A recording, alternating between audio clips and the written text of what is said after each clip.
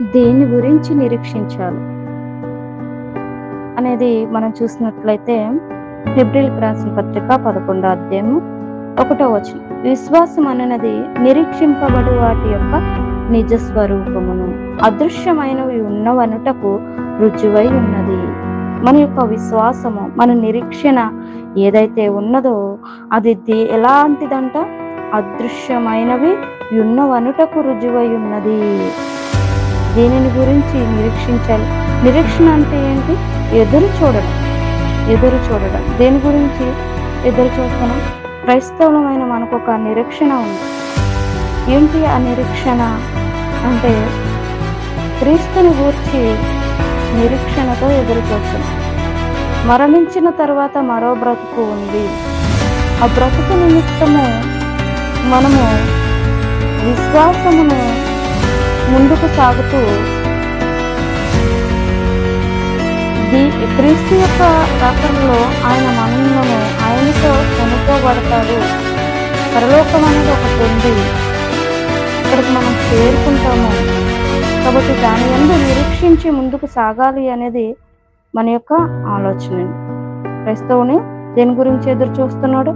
కంటికి కనిపించే దాని గురించి కాదు, కానీ కంటికి కనిపించని దాని గురించి ఎదురు చూస్తున్నాడు నిరీక్షణతో. అదే క్రీస్తుని గురించి, పరలోకము గురించి, దేవుని గురించి మన నిరీక్షణ. మన యొక్క విశ్వాసము దేనిపై ఉంచామంటే, లోక సంబంధమైనది కంటికి కనిపించేది పొందుకుండే దాని మీద నిరీక్షణ ఉంచుతారండి ఎవరైనా? అది పొందుకుంటే ఇవాళ కాకపోతే రేపు పొందుకుంటాం. దాని గురించి నిరీక్షించాల్సినంత అవసరం లేదు కదా. కానీ దేని గురించి నిరీక్షించాలంట? అదృశ్యమైన దాని గురించి, అవి ఉన్నవి అని అనుటకు రుజువై ఉన్నదని మనము దానిపై నిరీక్షించాలంట, అదృశ్యమైనవి. అందుకని రోమీయులకు రాసిన పత్రికలో కూడా 8వ అధ్యాయం 24వ వచనం, ఏలయనగా మనము నిరీక్షణ కలిగిన వారమై రక్షింపబడుతుంది. నిరీక్షింపబడునది కనబడినప్పుడు నిరీక్షణతో పని ఉండదు. ఏంటంటే ఏలయనగా మనము నిరీక్షణ కలిగిన వారమే రక్షింపబడుతుంది. నిరీక్షణ కలిగిన వారమే మనం పొందబడుతున్నాం, రక్షింపబడుతున్నాం. నిరీక్షణ కలిగిన వారమే మనం రక్షింపబడుతున్నాం.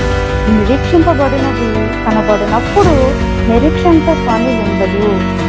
ఎందుకంటే మనం రక్షింపబడుతున్న నిరీక్షణ గురించి ఏదైతే కనబడుతుందో దాని గురించి నిరీక్షించడం కాదు, అదృశ్యమైనవి ఉన్నవనుటకు రుజువై ఉండాలి మన నిరీక్షణ. ఒకవేళ అవి పొందుకుంటున్నాము, అవి ఉన్నవి, కంటికి కనిపిస్తున్నవి, వీటిపైనే కదండి ఎప్పుడు కూడా మన నిరీక్షణ ఉంది. దానివల్ల నిరీక్షించడం వలన పని ఉండదు కదా. కంటికి కనిపించే దాని గురించి నిరీక్షిస్తే దానివల్ల ప్రయోజనం ఉండదు, పని ఉండదు. కానీ దేని గురించి నిరీక్షించాలంటే, తాను చూచుచున్న దాని కొరకు ఎవడో నిరీక్షించును. ఎవరు నిరీక్షిస్తాడు? చూస్తున్న దాని గురించి నిరీక్షిస్తామా? కంటికి కనిపించే దాని గురించి మన నిరీక్షణ అలాంటిది కాదు. కంటికి కనిపించిన దాని గురించి మన నిరీక్షణ. విశ్వాసం అనేది నిరీక్షింపబడి వాటి యొక్క నిజ స్వరూపమును, అదృశ్యమైనవి ఉన్నవనుటకు రుజువై ఉన్నది అంట. అదృశ్యమైనవి ఏమిటైతే మన కంటికి కనిపించవో పరలోకము కొరకు మనం విశ్వసిస్తున్నాం, విశ్వాసంతో నిరీక్షణ కలిగి ముందుకు నడుస్తున్నాం కదండి.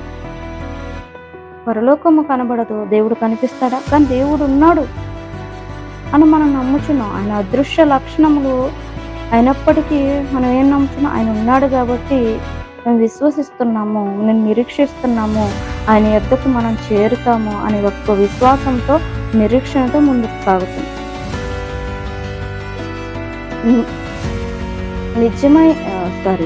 అదృశ్యమైనవి ఉన్నవనుటకు రుజువై ఉన్నది. అదృశ్యమైన వాటి గురించి మన విశ్వాసము, మన నిరీక్షణ ఉంచాలి.